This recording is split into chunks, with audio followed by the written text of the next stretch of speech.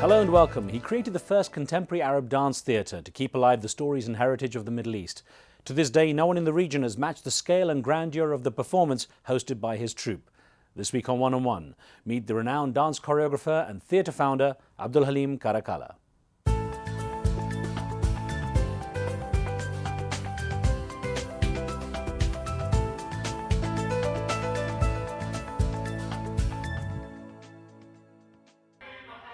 What makes the work of this artist so unique is his ability to grip the audience with productions on a scale unseen in the Arab world.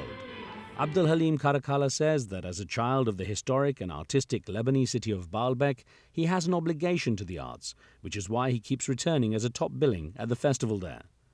Largely discouraged from theatre by his parents, Caracalla proved his physical prowess by becoming the Lebanese and Arab pole vaulting champion. To study theatre, he left Lebanon for Europe, fulfilling his passion in Paris and London in the 1960s, and going on to create his own dance theatre in 1970. His charismatic energy soon put him in front of world and Arab leaders who saw him promoting a positive side of their part of the globe, and it had him mingling with leading regional and international artistic figures such as the legendary Italian film and theatre director Franco Zeffirelli. Now working closely with his son Ivan and daughter Elissar, Caracalla takes on traditional and modern themes for his productions.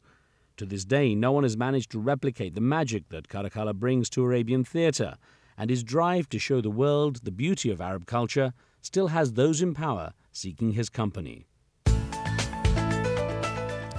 It's an absolute pleasure to speak with you. Thank you very much. It's a great pleasure for me. Thank you. It's interesting. Caracalla has become a household name throughout the Middle East and beyond, and those who have an interest in international theatre. But what is the magic behind it? What is it that makes people like it so much? Maybe because I try to bring the East and the West together in one language. I make a lot of research. I travel all around the Arab world to take notes, to record thousands of songs, to know our identity. Because I don't want to create a ballet without knowing who we are. Because one time the Arab was the highest civilization in the world. But this civilization never go. It stay with people. It stay with heritage. So I try to take the heritage as element to create our dance theatre. You've remained pretty much the only contemporary Arab dance theatre in the Middle East. Why has no one else done this? Why has no one else copied this? Since I went so deeply in our heritage, and I find in our heritage a lot of treasure of art form, of humanity inside our heritage. So it's hard for them to copy, I guess. Nobody could copy. You have to take the spontaneous art form, and you have to know how to transfer this art form for a culture's image. That's what I wonder. Is it hard when you're blending East and West? Is it hard to adjust that style, to make people outside the Arab world enjoy Arab theatre? What's the challenge? Really, it's to blend this amalgam between East and West, and the dance language is very difficult, because the angle of the body, the style of the modern is different, the style of the classic is different, and the style of the Arab tradition is different. So when you put all this in one body dancer, something come out of mystery, the mystery of the Orient. I am proud to be an Arab. But to know very well how I could use my heritage in a modern dance theatre. I saw the fantastic response of the audience in the US watching Nights of the Moon. There was a huge audience, a standing room, in fact. The people were standing at the back. Exactly. Now, do you find that within the Middle East itself that people still have this interest in heritage, or has the influence of Hollywood been too great? No, of course, all the Arab world, they glamour the Caracalla Dance Theatre, and they know that the Caracalla Dance Theatre represent all the Arab and as dance theatre. So we have been encouraged, we have been patronaged by all the Arab nation once every time, since King Hussein of Jordan.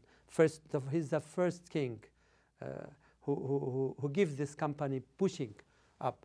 So all the Arab world, every time we have been they help the Caracalla to give the right image of the Arab, because we are the only Arab dance theatre in Middle East. Let me take you back to your childhood. You were born in Baalbek, when Lebanon was a very different place. What are your early childhood memories of that time? Well, Baalbek is the city of Heliopolis. Baalbek is the city of the sun. So the civilization of Baalbek has been there since 2000 years. I born beside the Acropole, beside the temple of Baalbek. So maybe there is some magic between my born there in Baalbek. Baalbek is a city of a great artist. It's not Caracalla come out of Baalbek. It's known that Baalbek always there is a great artist come out from Baalbek. So since the Baalbek festival been there in the temple, all the great artists come to Baalbek festival. It became like when the people go now to Mecca or go to Jerusalem. Baalbek, it was the same for the Roman. It was the same. Whoever go to Baalbek festival now, he became grand because the temple give the artist back the great magic. So all artists in the world dream to go to Baalbek festival. Since I'm from Baalbek, I think I have the credit to give great art from. Was your early childhood filled with a lot of art? Did your parents encourage you, for example, to? No. It was very difficult for me to cross that barrier. My parents want me to be, when I get to university, so my parents say, please don't go. So I went to London. They studied in London contemporary dance, and it was all against me. What did they want you to do? They want me to do a doctor. Well, it's standard, but they want. But destiny is destiny. Destiny take you where you should go, and whatever talent you have, you follow your talent. And we don't know when I have been in that time. I don't know who I am. I don't know what I am going to do. When did you start to notice, though, you had an artistic inclination? What age did you notice you had the? I noticed this when the French newspaper, the Le Monde, they wrote about the dance company when we were performing in the theater, Champs-Élysées Theatre. And I saw when the Arab world, all the ambassador of the Arab world was there. It's in 1972. And you know, 1972, there and all the Arab ambassadors come, and one of the ambassadors, I don't want to say his name, he say, look, he cheer up and he say, look, this ballet of Caracalla give the Arab dignity for the Arab, more than 1,000 speech of any foreign minister. So that means the culture give a good image about the Arab. For you as a child, when did you start to notice as a child that you had an interest in the arts? Well, as a child, from my beginning, I was a little bit different. I was a champion from my early days. I was champion of the Arab world. You're pole vaulter? Yes, yes. pole vaulter. Yeah. How do you know? No, I've done the research, yeah. I am pole vaulter, and I felt that I have something to physical energy. But I transfer this physical energy to art form. I know you saw dancers and you saw how they were able to do a double spin in the air before landing, and you realized there was something different. Yes, exactly. When I saw this great people who come to Baalbek Festival from America, from Paris, from London, all the valley of the world, from United Soviet Union in that time. So I say how they could spin in the air like this. And I'm very strong as physical. And I know that there is something we call technique, and this technique could take the humanity further out. And I want to tell you something. It's all go back to mind. So everything go together in human mind. You grew up listening to Miles Davis and Ella Fitzgerald, watching Rudolf Nureyev and Margot Fonteyn, and so you had that interest from very early age then. Yes, it's. How were you able to sneak away and get into the arts when your parents were trying to push you towards being? Unbelievable, you know everything.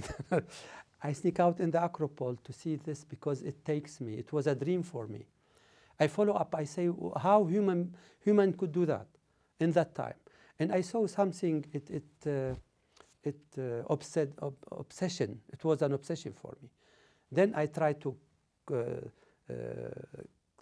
get rid of everything in my life and go directly to Paris. I studied in Dijon with Pierre Panisse, choreographer, all the folklore of the world I studied in the beginning. Then I went back to be choreographer of the Baalbek Festival for many years. Then I went to London to study. And Martha Graham, of course, in the 1960s, you were there yes. when training with her. It was the first school in Europe, Martha Graham, it was in London. And Martha, especially her, she touched me in my back by her finger. She came to the school and she touched me. And that finger, it gave me something in my life. She actually had an understanding of Arab dance, or at least the kind of movements that were involved as well, didn't she? Not only Arab dance, she studied all the human move from India, from Far East, from Middle East, all the Arabs. She studied the ribs, the hips, the shoulder, the head. She used the body as total expression. She broke down the line of the classic. I think she is the genius of all genius. Martha Graham, she is something different. I don't believe that a woman could do that. But she broke the classic line, and she gave the humanity. And later you could see Alvin Ailey, Paul Taylor. This is nothing. It's only Martha Graham. She is the god of modern dance. And she creates the body. She creates the body to speak another language. And since I am her student, I try to do. She saw me in Carnegie Hall. She saw my company in Carnegie Hall. And she was so proud of Caracalla being one of her students to present such show in Carnegie Hall. But for me, after I studied 40 years of dance, I know now that the body could go with all generation. It's a different accent, different movement, different mind. So the body will move in a different way because we are in a different generation. So if you follow up generation in choreography, you know how the procedure of civilization in dance. I'm going to ask you about some of the defining moments in your career in just a moment. We've got more with AbdelHalim Caracalla in just a moment. Don't go away.